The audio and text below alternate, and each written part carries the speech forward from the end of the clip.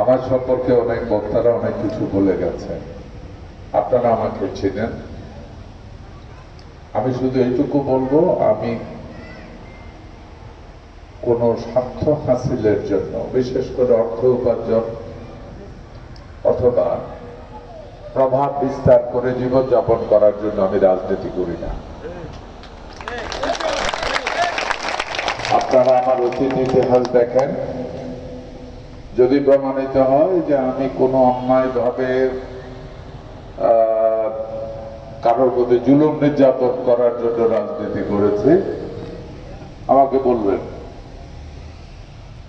আমার জানা মতো এমন কোনো ঘটনা নাই।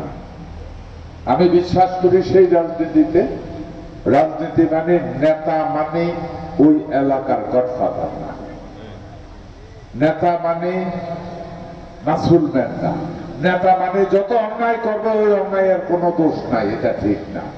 এগুলি অতীতে যারা করেছে জনগণ তাদেরকে ধিক্কার দিয়েছে বলেই আপনাদের জেলার সভাপতির পক্ষ থেকে বলে দিতেছে, জেলা সভাপতি যেভাবে বলছে, এই জন্য তাদেরকে জঙ্গল দিয়ে পালিয়ে যেতে হয়েছে। আমরা রাজনীতি করতে চাই, এই মাটিতে মরলে এই মাটিতে দাফন হোক, এটা চাই। আমরা যারা রাজনীতি করে মাঠে হাঁটবো, মানুষ সালাম দেবে, আমি মানুষকে সালাম দেব, এই কারণে রাজনীতি করতে চাই।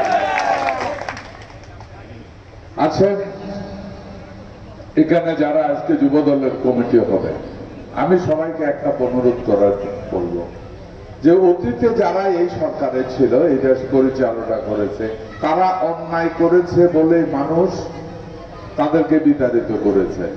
আরো খাস বাংলা, সহজ সরল বাংলায় চলতি দেশি বাংলা যদি বলি, তাইলে কোনো হিসা দিয়া ভিটটা পেছাতে নিশ্চয়ই আমরা চাই না ওই ধরনের ঘটনা আমাদের সাথে হোক।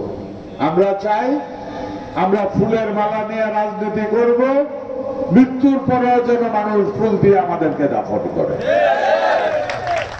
যুবদলের যারা আছেন তাদেরকে একটা অনুরোধই করব, এমন কোন কর্ম থেকে করেন না যাতে করে মানুষ আপনাকে দেখলে সম্মান না করে বা আপনাকে দেখলে মানুষ ভয় পায়। আমরা চাই এখানে যে মুরব্বীরা আছে, এই কালীর বাজারে আমার আসা যাওয়া বহু বছর আগে, প্রায় 50 বছর আগে থেকে আমি এই কালীর বাজারে আসা যাওয়া করি, যখন এখানে সমবায় সমিতি চালু হয়েছে।